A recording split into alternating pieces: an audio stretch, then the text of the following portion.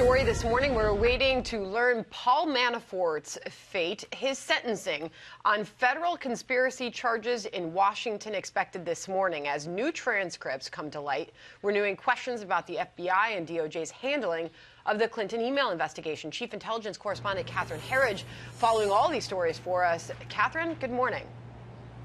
Well, thank you, Sandra. Good morning. This is the second and final sentence for the former Trump campaign chairman, Paul Manafort, and it brings to an end the most public and high-profile prosecution that was brought by special counsel Robert Mueller and his team. The issue for the federal judge Amy Jackson Berman today is whether the sentence here in Washington will run back-to-back with the 47 months that Manafort got in Virginia last week for bank and tax fraud convictions, or whether it will run simultaneously. The max they're looking at here in Washington, D.C.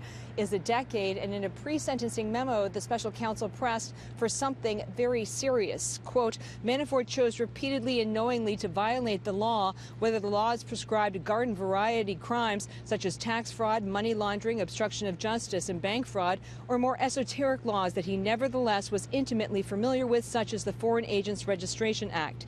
His criminal actions were bold, some of which were committed while under a spotlight due to his work as the campaign chairman and later while he was on bail from this court. Manafort's legal team has always maintained that he was the subject of prosecutorial overreach and that these crimes had nothing to do with this underlying question of Russian collusion. Here's lawyer Kevin Downing. Most importantly, what you saw today is the same thing that we had said from day one. There is absolutely no evidence that Paul Manafort was involved with any collusion with any government official from Russia.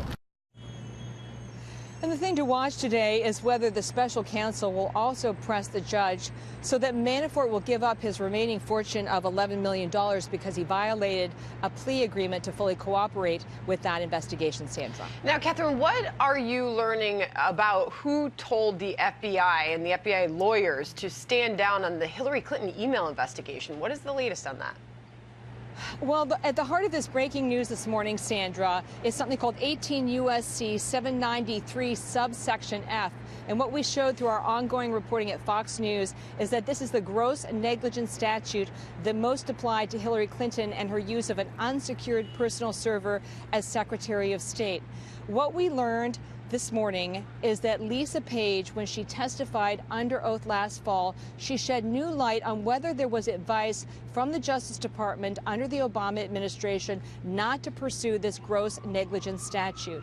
We have a tweet from Congressman John Radcliffe, a Republican. He led that line of questioning with Lisa Page, and he says that Page testified that there was advice from the Obama administration's Justice Department that this statute was too vague and that it was not sustainable and that it should not be proceeded upon. And we've also had a tweet from the president this morning reacting to this news, saying he believes this is evidence that the Obama administration Justice Department was a broken and corrupt machine. What's important here when we think about the gross negligence statute, Sandra, is that it did not have that requirement for intent, and it was FBI Director Comey who said consistently he wanted to find intent in order to pursue any prosecution of Hillary Clinton and her team, Sandra. A lot to take in there. Catherine Herridge, thank you.